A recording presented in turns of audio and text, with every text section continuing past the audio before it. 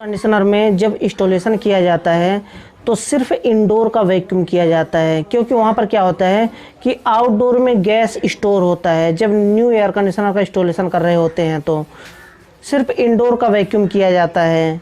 Indoor का pipe पूरा जितना होता है आउटडोर तक आप देख सकते हैं, इस तरह से आउटडोर से लेकर के इंडोर तक जितना पाइपिंग होता है कॉपर का और इंडोर सिस्टम का को वैक्यूम किया जाता है। उसके बाद गैस को रिलीज़ किया जाता है।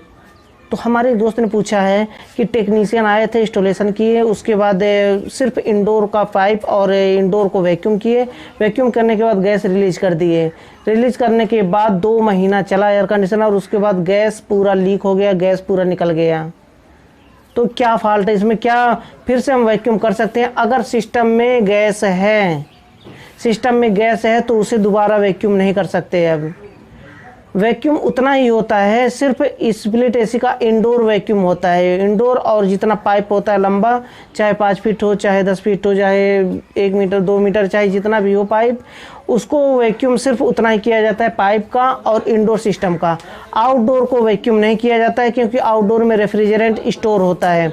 अगर रेफ्रिजरेंट पूरा निकल गया है एसी से तो वहाँ पर क्या करना है कि इंडोर और आउटडोर दोनों को वैक्यूम करना पड़ेगा। आउटडोर सिस्टम और इंडोर, तब वहाँ पर दोनों वैक्यूम होगा। लेकिन आउटडोर में गैस स्टोर है, ऑलरेडी पहले से गैस है पूरा, तो वहाँ पर सिर्फ इंडोर और पाइप का वैक्यूम किया जाता है। आई होप कि आपके सवाल का जवाब मिल गया होगा कि अगर 2 महीने के बाद 1 महीने के बाद पूरा गैस अगर रिलीज हो गया, पूरा गैस लीक हो गया, निकल गया है, तो वहाँ पर इंडोर और आउटडोर दोनों को वैक्यूम करके और गैस को डाला जाएगा। अगर 1 महीने के अंदर निकल गया है तो कंपनी वालों को फ़ोन करिए, वो आकर के फिर से फ्री में गैस डाल करके जाएंगे। अगर आप प्राइवेट में करवाते हैं तो 1500 से 2000 रुपये आपको देना पड़ेगा गैस को चार्ज करने के लिए। नहीं तो आप कंपनी वालों को बुला सकते हैं, जो इंस्टॉलेशन किए हैं वो आकर के गैस डाल करके जाएंगे फ्री में, क्योंकि इतना जल्दी 1 महीने के अंदर गैस कैसे लीक हो गया। एयर कंडीशनर सिस्टम का गैस तब तक लीक नहीं होता, तब तक गैस नहीं निकलता है जब तक कि कहीं लीक ना हो पाइप में। चाहे 10 साल या फिर 15 साल या फिर 5 साल लगातार चलता रहेगा एयर कंडीशनर सिस्टम, जब तक कि कहीं तो पाइप में लीक नहीं होगा। लीक होता है तभी गैस पूरा निकलता है उसमें से, नहीं तो गैस कभी नहीं निकलेगा उसमें से। बेवजह ऐसा नहीं है कि 1 साल चलने के बाद, 1.5 साल चलने के बाद, 2 साल चलने के बाद एयर कंडीशनर सिस्टम से गैस अपने आप ख़त्म हो जाए, निकल जाए, ऐसा नहीं होता है इसी सिस्टम में। 10 साल अगर सेफ पड़ा रहे, अगर पाइप में लीकेज नहीं होता है तो कभी भी वहाँ पर क्या होगा, कभी भी लीक नहीं होगा। तो ये होता है कि एयर कंडीशनर सिस्टम को अगर चल गया है, आधा गैस है उसमें, रेफ्रिजरेंट है, तो कभी भी वहाँ पर इंडोर सिस्टम को फिर से वैक्यूम नहीं किया जा सकता है। सिर्फ इंडोर वैक्यूम होता है और आउटडोर में गैस होता है, उसे हम छोड़ते हैं, फिर हमारा सिस्टम काम करना शुरू कर देता है। अब हम बात करते हैं कि अगर पाइपिंग में जो आउटडोर, जो आप इस तरह से देख सकते हैं, आउटडोर पे एक सक्शन लाइन और एक डिस्चार्ज लाइन होता है। वहाँ पर क्या होता है कि सक्शन में आइस कब जमता है और डिस्चार्ज लाइन में आइस क्यों जमता है और क्या फॉल्ट होते हैं इसके। तो इस वीडियो को कंप्लीट देखते रहिए, पॉइंट बाय पॉइंट मैं बताऊँगा। छोटा सा वीडियो होने वाला है। और उससे पहले मैं बताना चाहूँगा, वीडियो के बीच में बताना चाहूँगा कि अगर आपने अभी तक अमरेश 11 टेक चैनल को सब्सक्राइब नहीं किया है तो नीचे लाल कलर का सब्सक्राइब का बटन है, उसे दबाकर सब्सक्राइब कर लें और बेल आइकन को प्रेस कर दें, ताकि हमारे आने वाली न्यू वीडियो की नोटिफिकेशन आपको सबसे पहले मिल सके। क्योंकि दोस्तों हम आपके लिए ऐसे यूजफुल वीडियो हमेशा लेकर के आते रहते हैं। तो बात करते हैं कि पाइपिंग में उसमें आइस क्यों जमता है। अब देखिए, डिस्चार्ज लाइन में आइस तभी जमेगा जबकि एयर कंडीशनर सिस्टम में गैस कम होगा। गैस अगर कम होता है, ज़्यादा कम हो जाता है, अगर थोड़ा कम होगा तो डिस्चार्ज लाइन, लिक्विड लाइन, जो पतला पाइप होता है ये होता है डिस्चार्ज लाइन, लिक्विड लाइन इसे कहते हैं, और जो मोटा पाइप होता है इसे सक्शन लाइन कहते हैं।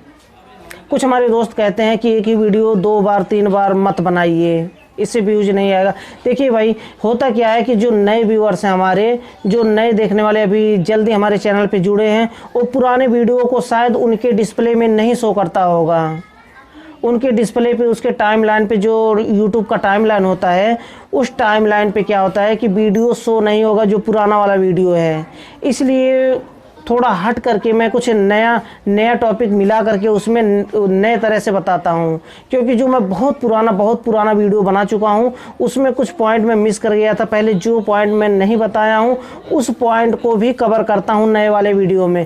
ऐसा नहीं है कि सेम वीडियो में दोबारा अपलोड कर देता हूँ, ऐसा करूँगा तो मुझे कम्युनिटी गाइडलाइंस का स्ट्राइक मिल जाएगा, इसलिए ऐसा नहीं करता हूँ।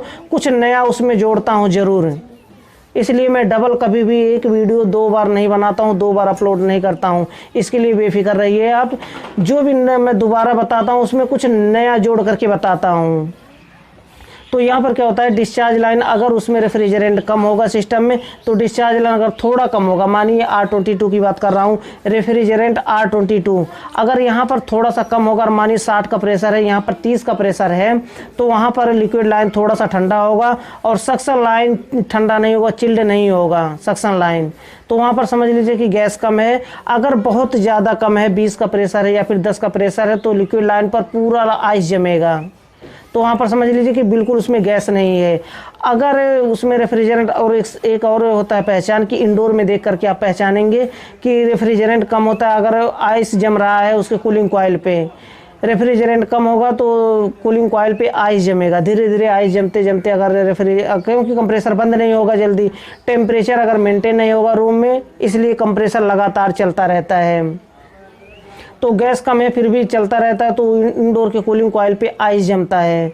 आइस जमेगा, उसके बाद जब कंप्रेसर थोड़ी देर के बाद बंद होगा तो ये आइस पिघल करके नीचे गिरता है, तो वही लोग कहते हैं कि वाटर डंपिंग हो रहा है। और कुछ टेक्नीशियन जब नहीं समझ पाते हैं, जो आउटलेट पाइप होता है, वाटर पाइप जो ड्रेन पाइप होता है उसे साफ़ करते हैं, साफ़ करने के बाद भी फिर भी पानी गिरता है रूम में, तो वही कारण होता है कि आइस जमता है कूलिंग कॉइल के ऊपर। और वही जब कंप्रेसर बंद होता है तो वही पानी पिघल करके, बर्फ़ जो होता है पिघल करके नीचे टपकता है। तो ये होता है कितना भी आप वाटर ड्रेन साफ़ कर लें लेकिन पानी वो टपकेगा जब तक कि आप रेफ्रिजरेंट को कंप्लीट नहीं कर देते हैं। तो डिस्चार्ज लाइन में अगर आइस जम रहा है तो वहाँ पर यही कारण होता है कि उसमें गैस रेफ्रिजरेंट कम होता है, तो लिक्विड लाइन पर आइस जमता है और वहाँ पर क्या होता है कि ठंडा नहीं होता है। और कुछ ऐसे बरसात के समय में देखिए, एक हमारे दोस्त ने पूछा था, उसमें इसमें कवर कर रहा हूँ इसी टॉपिक में, कि एक हमारे दोस्त ने पूछा था कि डिस्चार्ज सक्शन लाइन पे आइस जम रहा है। देखिए ये तो बरसात के मौसम में नॉर्मली होता है कि हल्का फुल्का आइस जमता है सक्शन लाइन पे, तो इसमें कोई प्रॉब्लम नहीं है, एम्पियर भी सही है और गैस भी सही है, तो आइस जम रहा है तो उससे कोई दिक्कत नहीं है, कोई प्रॉब्लम नहीं होने वाली है।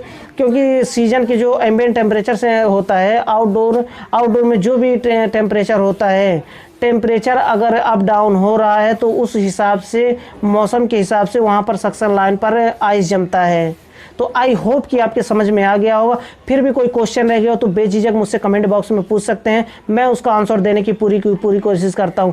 और दोस्तों जितने भी कमेंट आते हैं कि मोबाइल नंबर जितने लोग भी प्रोवाइड करते हैं, मैं उन्हें बारी बारी से कॉल करता हूं। आप भी अगर मुझसे बात करना चाहते हैं तो आप मुझे कमेंट बॉक्स में अपना मोबाइल नंबर छोड़ें, मैं उस पर कॉल करने की कोशिश करूँगा। तो ये दोस्तों छोटा सा वीडियो था, आई होप कि आपके समझ में आया होगा। और लास्ट में मैं फिर से बताना चाहूँगा कि अगर आपने अभी तक हमारे C11 टेक चैनल को सब्सक्राइब नहीं किया है तो नीचे लाल कलर का सब्सक्राइब का बटन है, उसे दबाकर सब्सक्राइब कर लें और बेल आइकन को प्रेस कर दें ताकि हमारे आने वाली न्यू वीडियो की नोटिफिकेशन आपको सबसे पहले मिल सके।